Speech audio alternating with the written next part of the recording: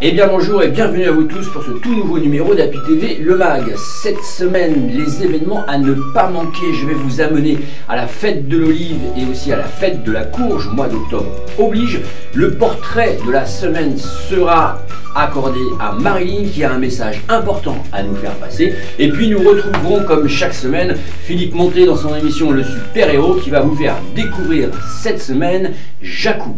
Pour le moment, je vous laisse avec ce tout premier reportage direction Pignan pour la fête de l'olive.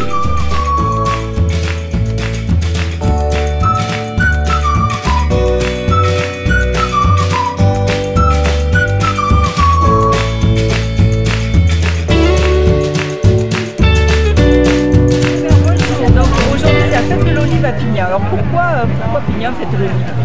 Parce que l'oléiculture, comme la viticulture, fait partie du patrimoine et de la richesse de notre village, de notre terroir. C'est vrai qu'on a énormément d'agriculteurs, donc d'oléiculteurs entre autres. Et c'est vrai qu'on a une carolécole aussi. Voilà, on a un patrimoine très riche au niveau culturel, alimentation. Alors qu'est-ce qu'il y a au programme? Alors au programme, vous avez de nombreuses choses. Il y en a pour tous les âges. Hein. Bon, bien sûr, les stands habituels, la restauration, les produits de l'olive, donc que ce soit l'olive, l'huile d'olive, tous les produits dérivés, parce que c'est vrai que l'olive a aussi bien en alimentation, mais aussi a des pouvoirs bénéfiques au niveau de la santé. Beaucoup de vertus. Beaucoup de vertus, voilà. Donc c'est vrai que voilà, on a l'olive, on a des manifestations aussi, des petits programmes pour les enfants, gratuits bien sûr, parce que le but aussi c'est que les enfants participent, donc tout est gratuit pour eux. Il y a les chevaux, il y a pas mal de manifestations. Et il y a la confrérie de l'olive. Bien sûr, on ne ferait pas la fête de l'olive sans les chevaliers de la confrérie de l'olivier qui sont là chaque année depuis le début. Ça fait donc 10 ans puisque c'est l'anniversaire. 10 ans que cette fête existe. On a débuté en 2007, alors, et puis au fil des ans, la manifestation a grandi, hein, elle s'est renforcée. Et c'est vrai qu'on a aussi cette chance d'avoir ce parc pour l'organiser. On a aussi le temps, la météo, même si c'est pas l'idéal, mais il vaut mieux avoir ce temps un peu couvert et bon, plutôt que d'avoir une eau forte. Et cette belle écharpe autour de votre cou, là, voilà, qu'est-ce que c'est? Eh bien, c'est parce que j'ai été intronisée il y a déjà 3 ans, 4 ans, par la confrérie des chevaliers de l'olivier. Donc on a une petite médaille que nous portons à chaque manifestation pour rappeler l'intronisation. Grand honneur, tout à fait.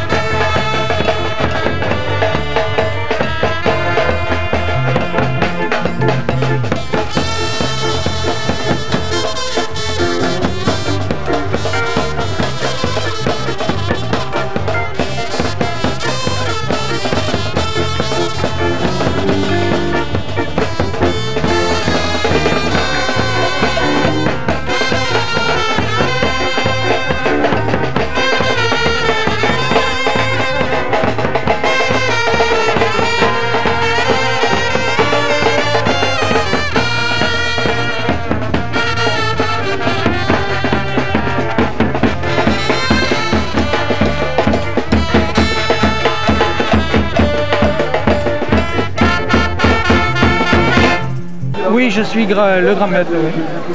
Mais vous avez, il y a quelques apprentis, si on peut dire, des gens qui ne sont pas sûrs et donc ils sont en tout début, ils ont une médaille. Ensuite, s'ils sont vraiment présents, vraiment actifs, ils peuvent devenir majoral. D'abord, qu'est-ce qu'il faut pour être intronisé dans votre confrérie? Il faut être remarqué. Savoir goûter. Il faut savoir, oui, mais il faut surtout être remarqué dans son action pour l'olivier. Ça, c'est le maître mot. L'action que vous menez pour l'olivier. Vous pouvez mener une action dans les oliviers de votre propriété, de chez vous, ou chez un autre, ou dans votre action, j'allais dire, politique. Dans votre action politique, vous pouvez être conseiller municipal, maire ou député ou autre, et favoriser le milieu de l'oléiculture. Donc vous serez remarqué. Ça, c'est la première. On vous a senti très positif pour l'avenir de l'olive et de l'olivier. Absolument. Il y a, de toute façon, on ne peut reconstruire que sur des choses qu'on a démolies, déjà, d'une part. Donc on ne peut avoir de l'espoir que si les anciens laissent la place. L'urbe pur de notre plan, Cumbro santo e versanto, vera premo.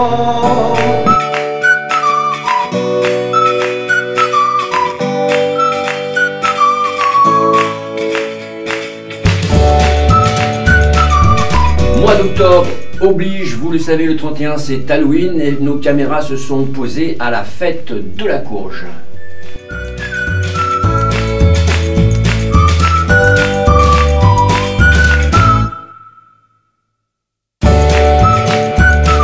Alors bonjour Véronique et Corinne, vous êtes organisatrice de la fête de la courge à Saint-Jean-de-Védas. Alors en quoi ça consiste? Oui, donc c'est une foire qui est organisée pour la 23e année dans ce parc, le parc de la Perrière, qui est une ancienne carrière qui est exploitée maintenant, enfin qui n'est plus exploitée mais maintenant qui est Reconverti en parc. Voilà, tout à fait, de loisirs, et dont la municipalité organise chaque année cette foire où nous accueillons des producteurs du terroir. Et pourquoi la courge? C'est parce que c'est en automne et c'est pour Halloween? Oui, voilà, c'est la période qui le permet, Voilà, les fruits de la saison et les légumes. Oui, donc là on propose, ce matin il y a eu préparation de la soupe, donc avec des légumes de saison. Donc, et aussi on a misé cette année sur, non pas Halloween, mais sur la Samin. La Samin c'est les fêtes, on fêtait les morts à l'époque, c'est une fête celte. Il faut qu'on revienne un peu à nos origines, qu'on laisse un peu tomber Halloween qui est plutôt anglo-saxonne, donc on est revenu à la Samin, d'où de druidesse. Et cet après-midi donc il y aura des masques et nous on propose un atelier maquillage évidemment. La première étape c'est de bien mélanger l'argile et le terreau. Hein, donc on va vraiment malaxer, on va bien mélanger tout ça, bien malaxer pour faire ce mélange terre et argile.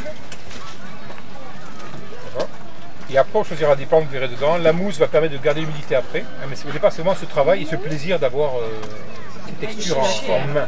Tac. Donc commencez par vous, il faut mouiller les mains. Ah d'accord. Mais il est où l'argile? L'eau est un peu sale, c'est pas grave, on va se salir. J'ai vu des pros qui font ça, ils font du bonsaï avec ce principe du coquedan, qui est une réserve de bon terreau, d'humidité. Après il faut gérer l'humidité aussi, pas trop arroser. Il faut arroser quand même un petit peu. Il faut arroser un peu. Ah oui, non, d'office. Après c'est une plante. Hein, mais on arrose par le dessus un tout petit peu, donc ça prend bien. Après la mousse qui garde vraiment l'humidité, on va la vaporiser un peu de temps en temps. Mais... non, donc on arrose beaucoup moins que Alors quoi? Alors quoi? Une recette super simple avec une courge. Une recette super simple avec une courge, c'est la soupe de violina. C'est des morceaux de violina avec la peau, coupés en morceaux, passés à la cocotte avec de l'huile d'olive. Dès que ça commence à roussir, on met dans l'eau et un quart d'heure, 20 minutes après, quand ça a bouilli, on passe un coup de mixeur, on a une soupe, un velouté délicieux. Sans rien faire, juste de l'eau, de l'huile d'olive et de la courge. Alors Christian, vous êtes le roi du nid. Il paraît. Alors des nids, il y en a sous toutes les formes. Tout à fait. Tous faits dans des courges, dans des troncs d'arbres. Alors expliquez-nous, c'est votre passion, c'est votre métier, c'est quoi? C'est ma passion, je suis une association, je suis basé à l'Odève. Voilà. Donc ma passion c'est de s'occuper des oiseaux. Je fais partie aussi de la Ligue de protection des oiseaux, de la LPO. Voilà, c'est ce qui m'a mis après au moment de la retraite à fabriquer des nichoirs pour les oiseaux et également pour les insectes, pour les abeilles solitaires. D'accord. Voilà. Et alors dans les calebasses là, qu'est-ce que vous faites? Vous les creusez? Je les creuse, oui. D'abord je les cultive, je les laisse sécher tout un hiver pour pouvoir les récupérer sèches, quoi. Et à ce moment-là, selon l'inspiration, je fais un nichoir. Donc vous n'avez que des modèles uniques? Tout, voilà, il n'y a pas de nichoir pareil.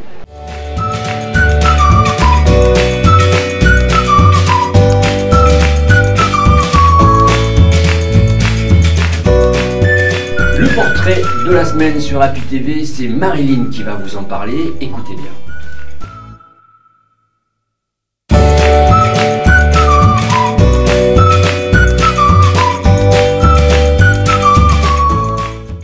Le portrait de cette semaine est réservé à Marilyn. Marilyn habite Plaisant. Elle a 40 ans, maman de 6 enfants, dont un enfant de 22 ans atteint de la maladie de Crohn. Elle est ici pour nous parler de cette maladie, mais aussi de nous parler d'un événement qu'elle organise avec son mari. Marilyn, bonjour, vous êtes dans les studios d'Happy TV pour nous parler déjà d'une part d'un événement que vous avez organisé avec votre mari dans une petite commune de Plaisant, qu'on parlera pour faire un petit clin d'œil à la commune, mais vous êtes venu là pour amener un témoignage parce que vous êtes mère de 6 enfants, dont un enfant qui a une maladie qui s'appelle... C'est la maladie de Crohn, c'est une maladie auto-immune. Donc il est né avec cette maladie qui a été détectée à l'âge de 14 ans parce que c'est une maladie qui est détectée avec les premiers signes de la puberté. Alors cette maladie, c'est quoi exactement? Parce que tout le monde ne connaît pas cette maladie-là. C'est une maladie qui part de l'œsophage jusqu'à la fin du système digestif, avec des effets lourdement handicapants au quotidien. C'est-à-dire que on ne peut pas soulever de poids, on ne peut pas manger ce qu'on veut, on ne peut pas boire ce qu'on veut. Donc ça a des conséquences lourdes tout au long de la vie, puisque ça ne se guérit pas. Votre enfant, qu'on ne dira pas son nom, puisque forcément il veut garder l'anonymat, et en plus il travaille aujourd'hui, donc il fait face à la fois à sa maladie, et à la fois il essaye de s'intégrer dans la société. C'est ça. C'est dur pour lui au quotidien, c'est dur et à la fois un challenge qui se lance lui pour être comme les autres, pour vivre comme les autres malgré sa maladie et son handicap. Après c'est sûr que c'est pas évident parce que les employeurs quelquefois sont compréhensifs, d'autres moins. Ça fait peur aux employeurs? Ça fait peur, ça fait encore peur parce que c'est pas connu. La maladie dont souffre mon fils est une maladie orpheline qui n'intéresse pas grand monde aujourd'hui. Voilà. D'accord. Aujourd'hui, scientifiquement parlant, on va vers de l'avancée, on va vers des débouchés, ou alors il n'y a strictement rien, il faut tout faire? Non. Il y a eu déjà de grosses avancées. C'est une maladie qui était mortelle avec une espérance de vie atteignant à peine 25 ans. Il y a ne serait-ce de ça que 15 ans en arrière. Donc il y a beaucoup d'avancées. D'accord. Et donc alors pour faire avancer toute cette grosse machine, en fait vous avez organisé, vous et votre mari, à Plaisant, c'est ça? Plaisant. À Plaisant, pardon. Vous avez organisé le Téléthon, puisqu'il n'existait pas du tout à Plaisant. Racontez-nous ça, parce que Plaisant c'est un tout petit village. C'est un tout petit village donc, qui est pas très loin de Clermont-Lérault. Avec une capacité de 1000 habitants. Et un soir de novembre 2014, on s'est dit, ben, pourquoi pas? Après tout, pourquoi pas nous, simple citoyen de la ville, se faire un porteur un petit peu de ce qu'on peut faire tous ensemble si on s'unit.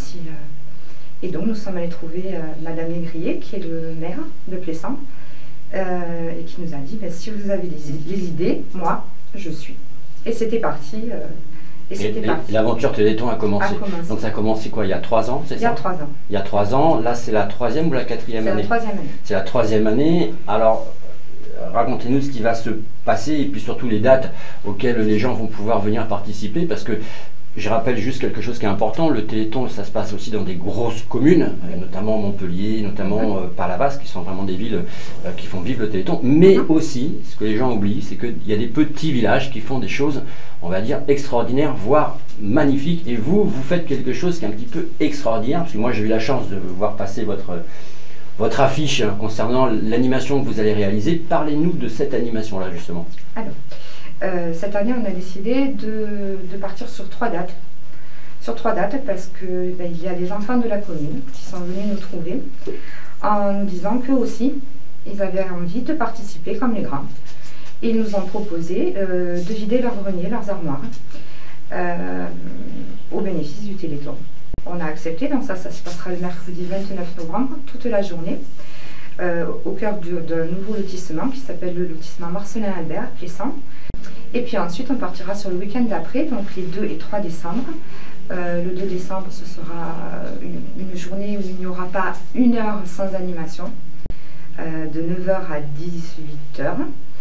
Et puis le 3, Là, c'est le grand gala du Téléthon et c'est Plessan qui se met sur son 31 pour accueillir 12 artistes, dont le parrain, Ricoun, qu'on ne présente plus dans la région, hein, puisque c'est le Patrick Sébastien, on va dire, de la région. Hein. C'est ça, tout à fait. Tout à fait.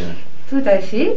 Il sera donc accompagné de plusieurs sosies. Je tiens à préciser que tous ces artistes viennent absolument gratuitement. Et j'ai pas eu besoin d'insister, vraiment, c'est parce que le Téléthon, c'est aussi ça. C'est aussi une très très belle aventure humaine. Et quand on se retrouve vraiment tous unis autour d'une cause, ça peut prendre vite une très très jolie ampleur. Si les gens veulent vous joindre, Marilyn, comment ils font? Je pense et je suppose que vous avez une page Facebook. Hein. Tout à fait, donc il faut taper Téléthon Plessané 2017. C'est la page Facebook. Et puis ensuite, le numéro 06 42 60 21 25 pour toutes les infos et les réservations, bien sûr. Rendez-vous à Plessan alors.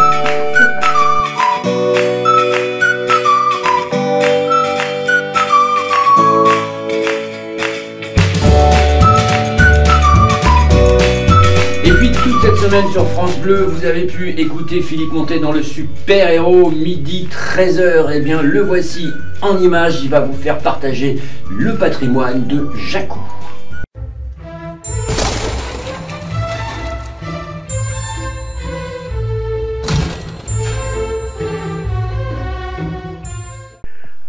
Oui, bonjour à toutes et à tous et merci de nous retrouver à Jacou. Ce sera notre ville-étape cette semaine pour le super-héros. Je ne suis pas seul. Olivier Delabrusse est à mes côtés. Bonjour monsieur Delabrusse. Bonjour à tous. Vous êtes très actif au sein d'une association qui s'occupe du patrimoine, en tout cas qui a envie de le préserver, certainement de le partager aussi. Nous sommes ici devant un parc très boisé, surtout devant une porte métallique que nous allons pousser dans un instant. C'est quoi exactement ici, Olivier Delabrusse? Alors c'est l'entrée des jardins classés, monument historique, du château de Bocaux à Jacou. Si vous me permettez, on va pousser la porte et puis vous allez m'accompagner pour me faire un petit descriptif local. Voilà, cette porte est assez difficile parce qu'assez lourde. Nous la poussons, nous entrons. Je vais la refermer pour éviter que tout le monde rentre parce que c'est un lieu habituellement fermé, monsieur Delabrusse. Oui, fermé parce que aussi bien les jardins que le château sont en cours de restauration. Mais toutefois, nous ouvrons quand même à des visites, notamment lors du temps des jardins, lors des journées européennes du patrimoine, et éventuellement aussi à des personnalités qui nous le demandent ou à des groupes constitués. Quand on dit parc de Bocaux, Bocaux, la famille de Bocaux, Bocaux? Oui, alors Bocaux, ce sont les seigneurs qui ont vécu à Jacou de 1467 à 1832, environ 350 ans de la même famille. Vous savez que dans cette émission, nous aimons beaucoup partager cette histoire de notre département et de la ville qui nous accueille. Ce sera le principe du super-héros. Nous allons rejoindre dans un tout petit moment la salle La Passerelle, qui est une salle de spectacle non loin d'ici, qui va accueillir notre émission. Le public nous y attend déjà, celles et ceux qui vont y participer aussi. J'ai l'impression, puisqu'on est dans la partie boisée du domaine de ce parc, j'ai l'impression qu'on a des jardins peut-être tout autour de cette bâtisse. Oui, alors ici tout de suite à notre gauche, les jardins 19e siècle, de style jardin anglais, jardin romantique, qui ne sont pas encore traités en termes de restauration. Par contre, nous allons arriver devant, sur la terrasse d'honneur du château, et là nous découvrirons les jardins à la française, réguliers, classiques, qui ont déjà fait l'objet de restauration importante. C'est pas terminé, mais ça donne déjà l'idée de ce qu'étaient ces jardins splendides au XVIIIe siècle. Et vous savez que la semaine, nous allons la passer ici avec France Bleu Héros et avec Happy TV. D'ailleurs, les images de Willy Saltel nous emmèneront dans ce jardin à la française. Mais prenons notre temps, finalement. Profitons encore un petit peu du lieu avec vous, monsieur Delabrusse. Merci beaucoup.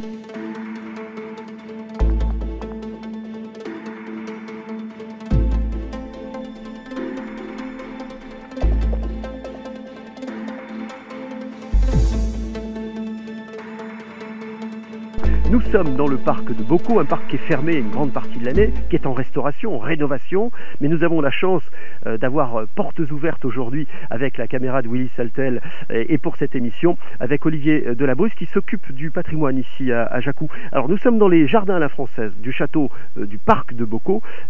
Cette plaque est importante pour vous, pourquoi? Oui, parce qu'elle nous donne l'origine de l'histoire des lieux. Elle nous dit qu'en 1467, le premier des Beaucaux est venu ici et a acheté une maison. Et elle nous dit que son petit-neveu Pierre de Beaucaux, en 1618, a construit un premier château Renaissance. Et c'est une plaque d'origine donc très ancienne qui sera, elle, peut-être aussi rénovée. Elle le mériterait un peu, mais elle est encore très belle en tout cas à regarder. Alors, Olivier, regardons de chaque côté de cette plaque. Nous avons ici le bassin, mais surtout la bâtisse en elle-même. Le château, on l'appelle le château? On l'appelle le château. On est sur la façade principale du XVIIIe siècle, rénové au XIXe siècle. Donc un bâtiment de prestige qui s'ouvre sur cette terrasse d'honneur et sur les jardins, avec au devant un bassin rond qui reflétait la façade du château, comme ça faisait beaucoup dans beaucoup de châteaux. Mais au XIXe siècle, on est venu implanter une statue, un groupe statuaire, les Enfants au Dauphin, un magnifique groupe statuaire du XVIIIe siècle. Et puis alors, face au château, au bassin, derrière la plaque dont nous venons de parler, il y a ce jardin à la française en forme d'escalier, avec une sorte de symétrie quasi parfaite de droite et de gauche. Oui, une symétrie absolument parfaite, donc la symétrie classique régulière.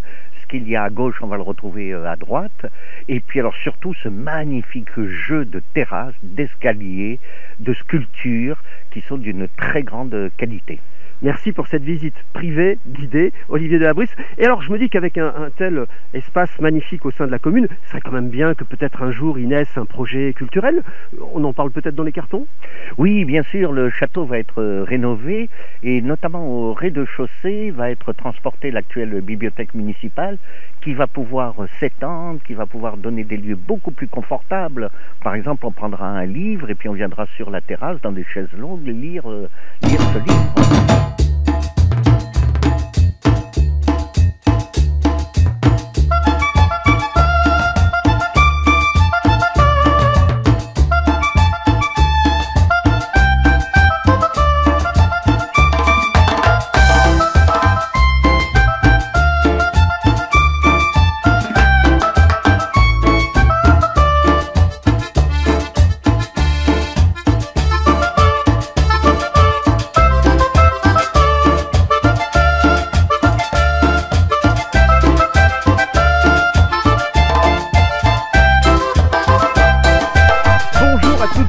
Nous sommes à Jacou, effectivement, en compagnie d'Olivier Delabrusse, et ce sont les canards qui nous accueillent, Olivier. C'est plutôt sympathique d'ailleurs. Oui, oui, oui. Les canards du lac Romantique qui a été creusé dans les années 1820 par le dernier des Beaucaux, qui était un neveu et qui s'appelait De Masclary.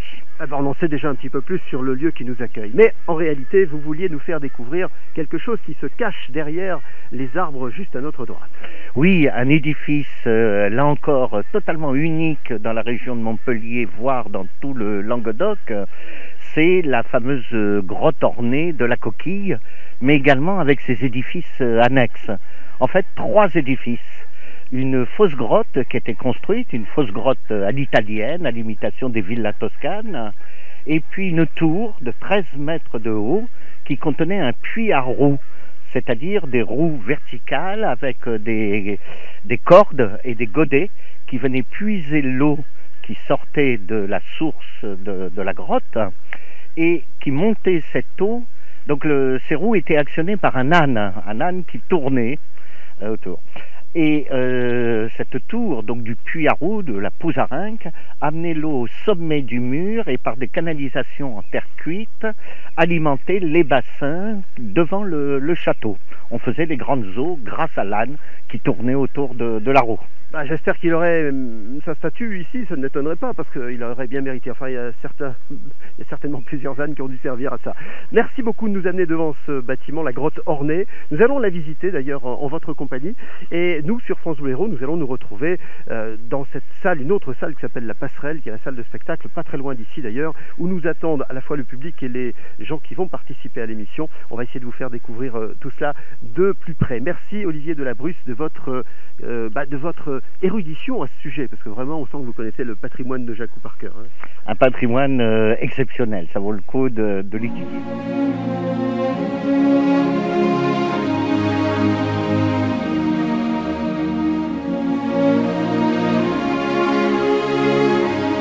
Oscar Hamel est à mes côtés. Qui est Oscar? Oscar, il est le régisseur de cette salle La Passerelle, en tout cas celui qui en est l'âme depuis son ouverture il y a quelques années. Bonjour Oscar. Bonjour, bonjour et bienvenue à Jacou et bienvenue à La Passerelle.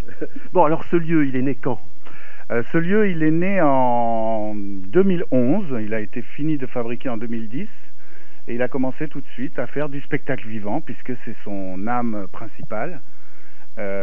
Et depuis, voilà, on attaque notre 6e saison avec le sourire. Oui, je le confirme. Alors nous sommes tout en haut des gradins, nous laissons à la droite la régie.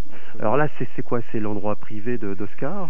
C'est, on va dire, le poste de pilotage du théâtre, donc avec toutes les commandes, c'est fait un petit peu comme un cockpit d'avion d'ailleurs. Ouais, avec des boutons partout, mais vous inquiétez pas, lui il les connaît par cœur, moi je serais bien embêté. Alors nous descendons là au fur et à mesure les escaliers qui nous emmènent vers la scène, des fauteuils plutôt confortables, à droite, à gauche. Quelle est la capacité de cette salle, La Passerelle à Jacou? Alors 250 personnes assises, plus 4 fauteuils pour des personnes à mobilité réduite. Et ma foi, on remplit pas mal depuis 6 ans, puisqu'on est à 2/3 à peu près de fréquentation en moyenne sur les 6 années qui se sont passées. C'est une bonne jauge, comme l'on dit, hein. C'est plutôt bien. Qu'est-ce qu'on y produit? Du théâtre, de la musique? Je suppose que la palette de spectacles est variée. Alors, théâtre, musique et danse, hein, donc les 3 grandes familles du spectacle vivant, même si en danse on est un tout petit peu moins représenté que les 2 autres arts, mais tout ce que le spectacle vivant peut nous apporter. Et on a aussi des séances de cinéma pour les cinéphiles, 1 fois par mois, avec des films récents. Donc voilà, même les gens qui sont amateurs de cinéma peuvent venir passer une belle soirée à La Passerelle de Jacou. Bon, je sais que Oscar, tu es pris par le travail, il faut préparer cette salle pour le prochain spectacle. Nous, on va se diriger à quelques mètres d'ici, puisque c'est ici que nous allons, dans quelques instants, retrouver notre public et les gens qui vont participer à l'émission. Tu me confirmes, tout est prêt, hein? Ah, tout est prêt, là, ça va rouler, là. Y compris la bouteille d'eau. Absolument. Et comment? Voilà, merci. Les images de la salle La Passerelle sont tournées par Willy Saltel derrière la caméra. Et encore une fois, nous partageons le patrimoine qui est celui de notre département et de la ville de Jacou. C'est la ville étape de la semaine pour le super-héros. Merci Oscar et à dans quelques instants puisque tu seras pas loin. Hein, à tout de suite. Tout de suite.